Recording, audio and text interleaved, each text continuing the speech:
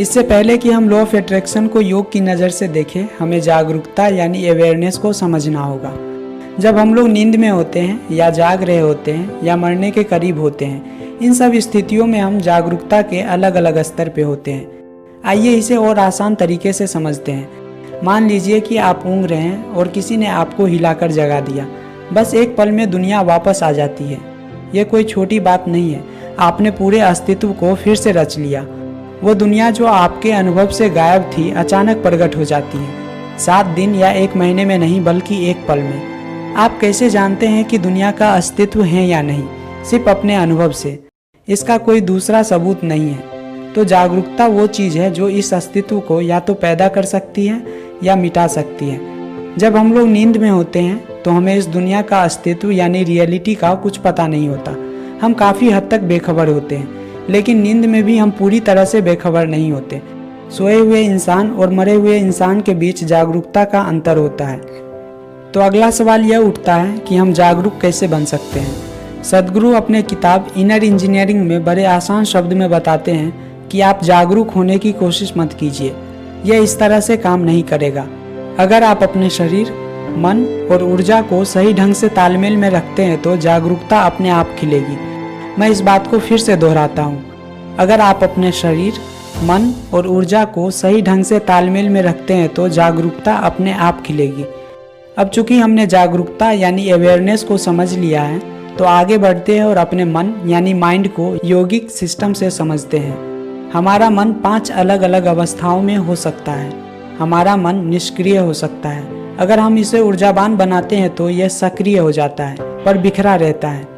हम इसे और ऊर्जावान बनाते हैं तो यह बिखरा तो नहीं रहता पर इधर उधर डोलता है। हम इसे और अधिक ऊर्जावान बनाते हैं तो यह एक लक्ष्य पर केंद्रित हो जाता है। इसे योग में एक निष्ठ कहते हैं। यह पिछले अवस्थाओं से ज़्यादा अच्छा है। जब हम इसे और अधिक ऊर्जावान बनाते हैं तो मन अपनी उच्चतम अवस्था यानी सचेतन बन जाता है। ऐसा क्यों होता है? किसी किसी इंसान को सफलता बड़े आसानी और सहजता से मिल जाती है, जबकि दूसरे के लिए ये एक संघर्ष बन जाता है। इसका कारण वास्तव में बस इतना है, पहले इंसान ने अपने मन को उस तरह से सोचने के लिए व्यवस्थित कर लिया है जैसा वो चाहता है, जबकि दूसरा अपने ही हित के खिलाफ सोचता है। एक सुस्थापित और सुव्यवस्थित मानव मन को कल्पवृक्ष कहते हैं, यानी मनचाहा वरदान देने वाला पेड़। इस तरह का मन होने पे आप जो भी मांगते हैं वो साकार हो जाता है। आपको बस इतना करना है कि मन को उस हद तक विकसित करें जहाँ पे वह एक कल्पवृक्ष बन जाए। जो मन अपनी चुनी हुई हर चीज़ को साकार कर सकता है, योग में उसे संयुक्ति की अवस्था कहते हैं। तो इस अवस्था तक पहुँचा कैसे जाए? सबसे पहले आपको अपने मन को एकनिष्ठ बनाना पड़ेगा। मन की वो अवस्था जो एक लक्ष्य पे केंद्रित हो। उसके बाद आप अपने विचार को व्यवस्थित करें। एक बार जब आपके विचार व्यवस्थित हो जाएं, तो आपकी भावनाएं भी व्यवस्थित हो जाएंगी।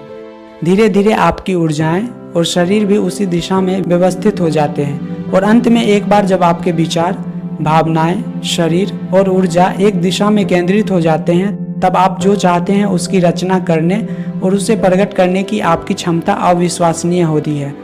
अगर इस बात को आसान शब्द में समझा जाए तो एक बार जब हमारा विचार यानी कि थॉट, उससे पैदा होने वाली भावनाएं यानी कि इमोशन, हमारा शरीर और इस सब की वाइब्रेशन यानी कि एनर्जी किसी एक जगह लगाया जाए तो हम उसे आसानी से पा लेंगे।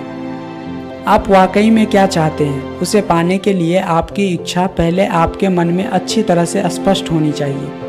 इस बारे में सावधानी से विचार कीजिए कि वह क्या है जो आप वाकई में चाहते हैं।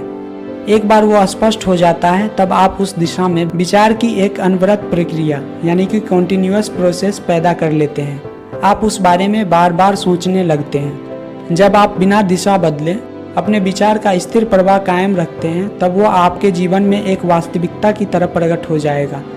बॉब प्रॉक्टर भी अपने किताब आर्ट ऑफ लिविंग में इस बात को समझाते हैं। वे कहते हैं, आप सिर्फ विचार करके कुछ नहीं बन सकते, आपको इस विचारों का कुछ करना पड़ेगा। सबसे पहले आपको सही विचार पैदा करने होंगे, उन्हें बार बार महसूस करना होगा, उस भावना को अपने साथ रोक के रखना होगा और साथ में सारे जरूरी एक्शन लेने होंगे। इस बात को हम पहले भी देख चुके हैं कि एक बार जब हमारे विचार, शरीर, भावनाएं और ऊर्जा एक दिशा में केंद्रित हो जाते हैं, तब हम जो चाहते हैं उसे पाना आसान हो जाता है। जब लोग कहते हैं हमें लॉ ऑफ अट्रैक्शन समझ में आ गया है, तो बॉब प्रॉक्टर कहते हैं मैं रिजल्ट देखना पसंद करता हूँ। अगर रिजल्ट नहीं आया तो सीखना और समझना अभी बाकी है, क्योंकि यह हमेशा काम करता है। जैसे लॉ ऑफ ग्रेविटी हमेशा हर जगह काम करता है, वैसे ही लॉ ऑफ अट्रैक्शन भी यूनिवर्सली कंसिस्टेंट है। जो लोग जानते हैं या अनजाने में इस्तेमाल कर रहे हैं, यह सबके लिए काम कर रहा है। इस वीडियो के लिए इतना ही। तो आइए आज के वीडियो को समराइज कर लेते हैं। आप जो भी पाना चाहते हैं उस इच्छा को पहले अपने मन में पूरी तरह से स्पष्ट कीजिए। अब आप अपनी अवेयरनेस को उस इच्छा पर बार बार लेकर जाइए।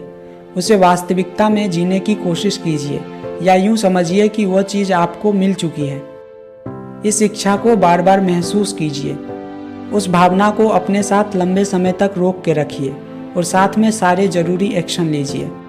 अपनी पूरी मानसिक, शारीरिक, भावनात्मक और कल्पना शक्ति उस एक इच्छा को पूरा करने में लगा दीजिए।